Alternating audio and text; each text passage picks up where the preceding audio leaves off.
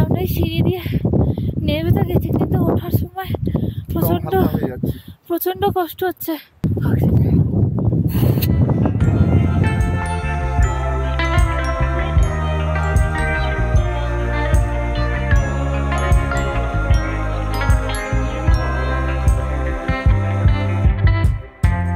Hello everyone, welcome to our channel স্পেসফ্রিত blogs. তো আশা করি তোমরা সকলে খুব ভালো আছো।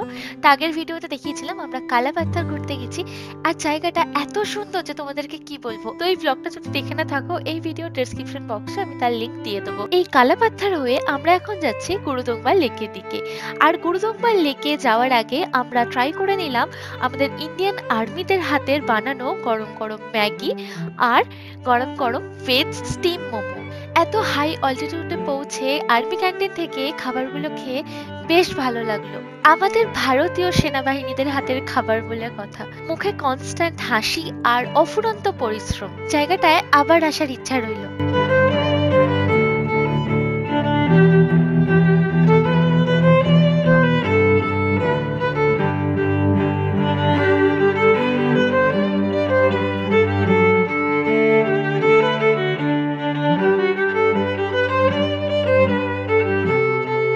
এখনো আমাদের গুরুদংবা লেকে পৌঁছাতে প্রায় অনেকটাই রাস্তা বাকি। যত দূর চোখ যাচ্ছে কোন রকম গাছপালা কিন্তু আমরা দেখতে পাচ্ছি না।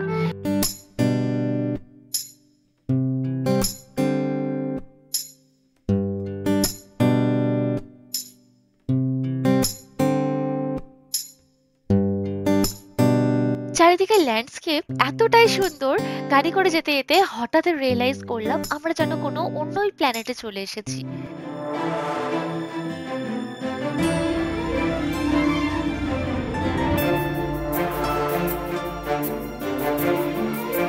এই রাস্তা বরাবর ডান দিকে তাকালে পাহাড়েতে তাও অল্প স্বল্প গাছপালা দেখা যাচ্ছিল, কিন্তু বাঁ দিকে তাকালে সম্পূর্ণই ন্যাড়া পাহাড়। দূর দূর অব্দি গাছপালার কোনো চিহ্ন মাত্র নেই। রাস্তার বাঁ দিকটা অনেকটা সেই মঙ্গল গ্রহের ছবিগুলো যেরকম দেখেছি আমরা ইন্টারনেটে বা খবরের কাগজে, সেই টাইপের। তাই রাস্তার বাঁ দিকটা হচ্ছে আমাদের জন্য মঙ্গল গ্রহ, আর ডান দিকটা হচ্ছে আর্থ। তো যাই হোক, গাড়ির ভেতরে এরকম ভুলভাল আলোচনা করতে করতে আমাদের জার্নিটা কিন্তু বেশ ভালোই হচ্ছিল।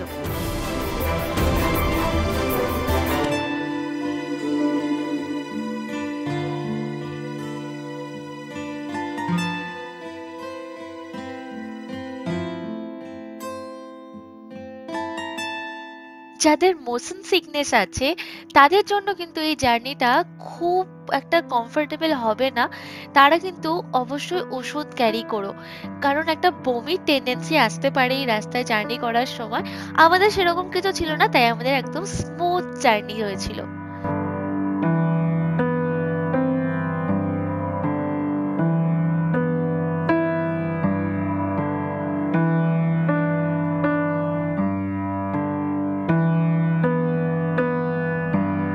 তোমরা কি এটা জানো, এই গুরুদংবা লেকে কিন্তু ফরেনারদের যেতে দেওয়া হয় না। এই জায়গাটাতে শুধুমাত্র আমাদের ইন্ডিয়ানদেরই অ্যালাউ করা হয়। হ্যাঁ, ফরেনারদের অ্যালাউ করে আই থিঙ্ক যদি তারা দিল্লি স্বরাষ্ট্র মন্ত্রণালয় থেকে বিশেষ অনুমতি নিয়ে আসতে পারে, তাহলে হয়তো অ্যালাউ করতে পারে, কিন্তু সাধারণত কোনো ফরেনার্সদের এখানেতে অ্যালাউ করে না। তো দেখতে দেখতে আমরা কিন্তু পৌঁছে গেছি এই গুরুদংবা লেকেতে।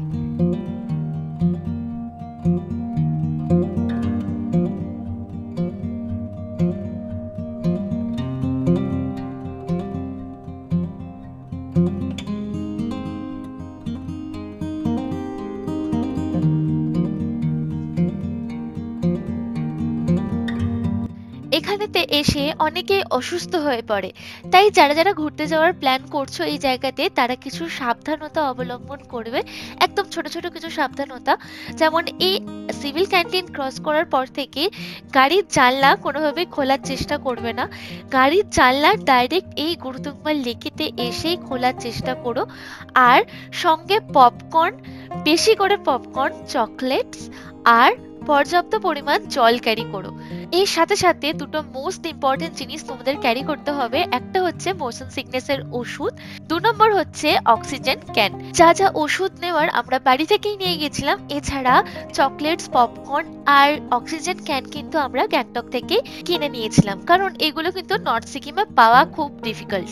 আর হ্যাঁ, সাথে একটু কর্পূরও ক্যারি করো, এটাও তোমরা গ্যাংটকের মার্কেটে ইজিলি পেয়ে যাবে। তোমাদেরকে আগে থেকেই বলে রাখি, এই জায়গাটায় পৌঁছে কিন্তু অনেকেরই খুব বাজেভাবে শরীর খারাপ হয়ে যায়, যেমন প্রচন্ড মাথা ব্যথা করে, প্রচন্ড পেটে ব্যথা করে, কেউ কেউ আবার সেন্সলেসও হয়ে যায়, কারোর আবার নাক দিয়ে প্রচন্ড ব্লিডিংও হয়। আর এই জায়গায় ঘুরতে এসে এই প্রবলেমগুলো থেকে দূরে থাকতে হলে কিন্তু নিজেদেরকে একদম কাম রাখতে হবে, পর্যাপ্ত পরিমাণ জল খেতে হবে, পপকর্ন খেতে হবে, কর্পূর শুঁকতে হবে, আর মাঝে মাঝে অক্সিজেন ক্যান থেকে একটু অক্সিজেনও ইনহেল করতে হবে। এখানে এসে লাফালাফি করেছো তো ব্যাস মরেছো। কোনোভাবেই কিন্তু এখানে এসে হুটোপাটি লাফালাফি করা যাবে না, তাহলেই কিন্তু ইনস্ট্যান্ট শরীর খারাপ করে যাবে।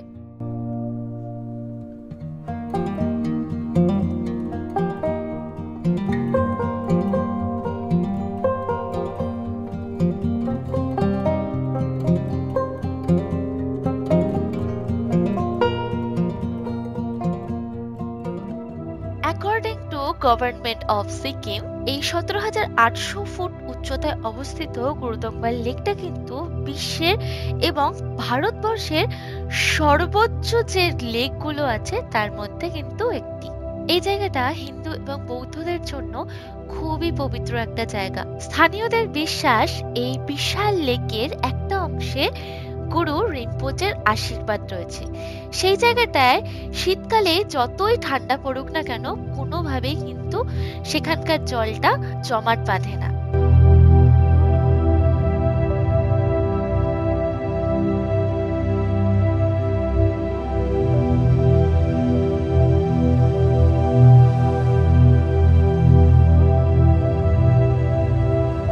অনেক টুরিস্টই এই জায়গাটায় পৌঁছেছে, কিন্তু অনেকেই সাহস করে কিন্তু লেকের কাছ অব্দি পৌঁছচ্ছে না। তারা ওপর থেকে লেকের ভিউটা দেখে মনটাকে শান্ত করে নিচ্ছে, কিন্তু আমাদের মনটা দূর থেকে লেকটাকে দেখে কোনোভাবেই শান্ত হচ্ছিল না। তাই মনে অনেকটা সাহস নিয়ে আমরা এই সিঁড়িগুলো ভেঙে আমরা চলে গেলাম লেকের একদম কাছে। লেকের জলও ছুঁয়ে দেখলাম, উফ যা ঠান্ডা জল, পুরো বরফ গলা জল। আর সঙ্গে ক্যামেরাটা ডুবিয়ে আন্ডার ওয়াটার শটও নিলাম। এত সুন্দর লাগছিল এই জায়গাটাতে, দু চোখ ভরে দেখবো না ক্যামেরা বন্দি করব, কিছুই বুঝে উঠতে পারছিলাম না।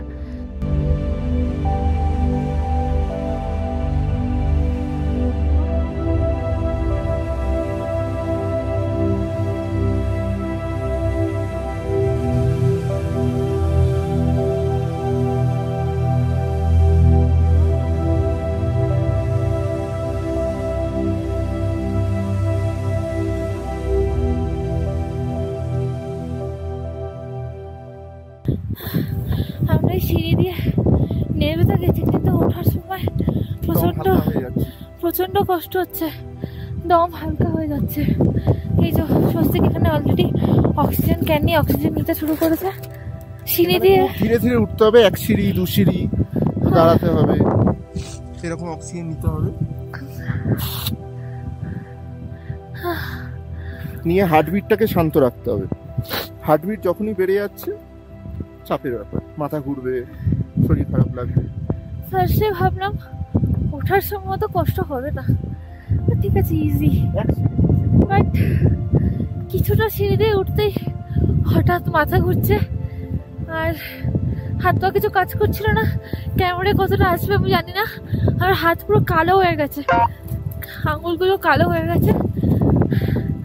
সাহস করে নেমেছিলাম, এখন আরামসে বেবি স্টেপ নিতে নিতে কথা বলতে পারছি না, আমার মুখ জড়িয়ে যাচ্ছে।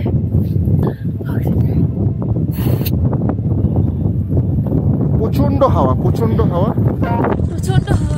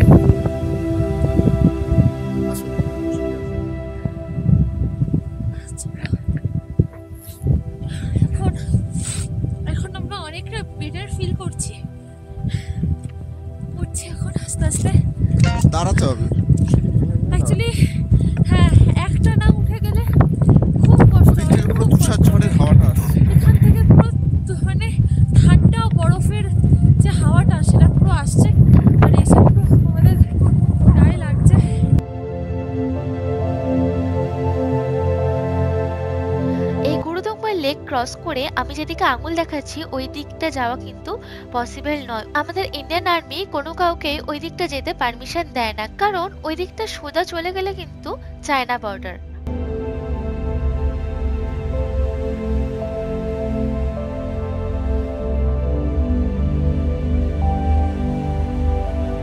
তো আজকের মতো ভিডিওটা এখানেই শেষ করলাম। তোমাদের এই গুরুদুম্বার লেকের এই ভিডিওটা কেমন লাগলো কমেন্ট করে জানাতে কিন্তু ভুলো না। আর সিকিমে ঘুরতে গেলে কিন্তু তোমরা এই জায়গাটাতে অবশ্যই ঘুরতে চাও, একটা মাস্ট ভিজিট প্লেস বলতে পারো। তো যাই হোক, তোমাদের এই ভিডিওটা ভালো লেগে থাকলে লাইক করো, শেয়ার করো, আর এই চ্যানেলে নতুন হয়ে থাকলে প্লিজ চ্যানেলটাকে সাবস্ক্রাইব করে পাশে থেকো। তো চলো দেখা হচ্ছে পরের ভিডিওতে।